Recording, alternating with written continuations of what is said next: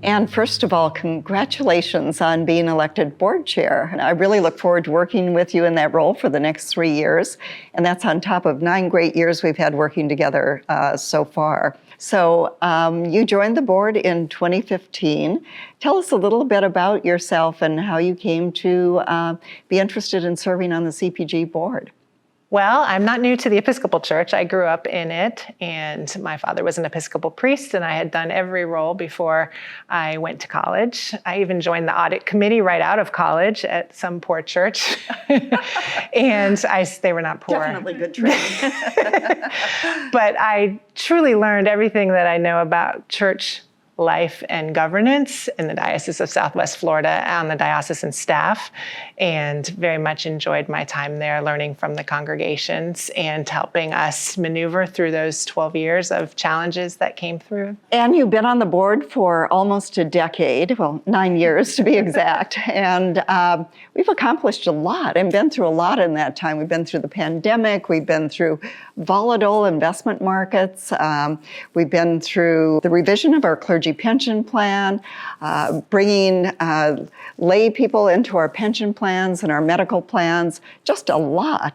But now we're looking forward 3 years. So what are your priorities for the next 3 years? Well, these 3 years are very unique in that we are experiencing as a church a large amount of leadership transitions from the presiding bishop to the other committees that are elected at General Convention, and even our own board that will rotate 12 members. So first and foremost, you and I will continue that continuity in leadership, and I'm hoping we can establish more ties to the rest of the church as we have been doing in a way that helps us see more clearly the future and perhaps find some new ways to think about working together.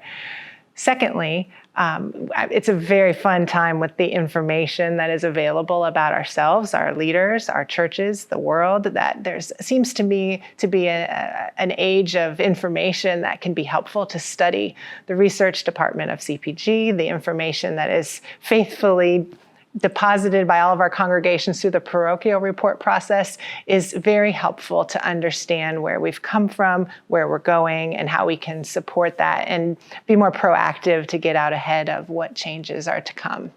I'm also excited about continuing our socially responsible investment efforts, from shareholder engagement in areas that are important to the work of the church. We've been very effective in our thought leadership and also impact investing for clean energy and influential opportunities around the world.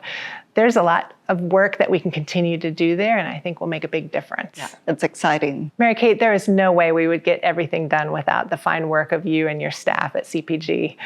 So you are the president and CEO of CPG, but also the 25th trustee of the board. How do you manage that, straddling both and doing the responsibilities of each? Thanks for the question.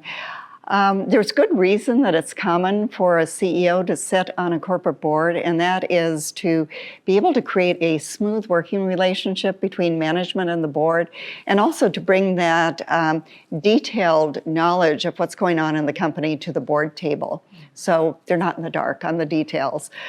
So I take that role very seriously. Of course, as an officer of the company, I already have the fiduciary responsibility that the rest of the board has. But beyond that, let me say the relationship between management and the board is critical. The board has an oversight role, absolutely, and also the role of the board is to be supportive of management in executing the strategy. So communication is paramount, smooth working relationships, a sense of trust with management. So we work really hard as part of the executive team at CPG to bring a lot of our employees into the boardroom so people can hear firsthand about the work that's been going on, about the challenges that are being faced, and to really know the personalities and people who are really doing the great work of this organization. Oh, and we so value those interactions. Thank you, as do our people. I have to say, as the 25th trustee, it's an absolute honor to be on the board, and I enjoy it immensely in addition to my day job as CEO. But Ann, tell me, what do you enjoy most about being on the board? After the last 9 years, what I enjoy and appreciate most is developing a trust in the collective wisdom of the group. That comes with a lot of hard work. That comes with a lot of questions, which I love. That comes with asking better questions and understanding how to hold the tension in tough topics and get to the heart of the matter that we all are united in pursuing. So if that's one thing or a lot of things, I don't know, but that is my favorite. Well, and you say that enjoyment has come through a lot of hard work, and that's true. The board puts in a lot of work. We have 4 board meetings a year, at least 2.5 days per meeting, and that doesn't take into account all the preparation time that the board does, because there is, out of necessity, voluminous amounts of material that the board has to digest and debate and comment on, and so it is hard won. It is. You're welcome. It's a pleasure. And many thanks for taking the time to have this conversation. I'm very excited about working with you in your new role as board chair over the next 3 years, and really look forward together to welcoming our new trustees. Thank you. Thank you for this opportunity, and I look forward to serving with you as well.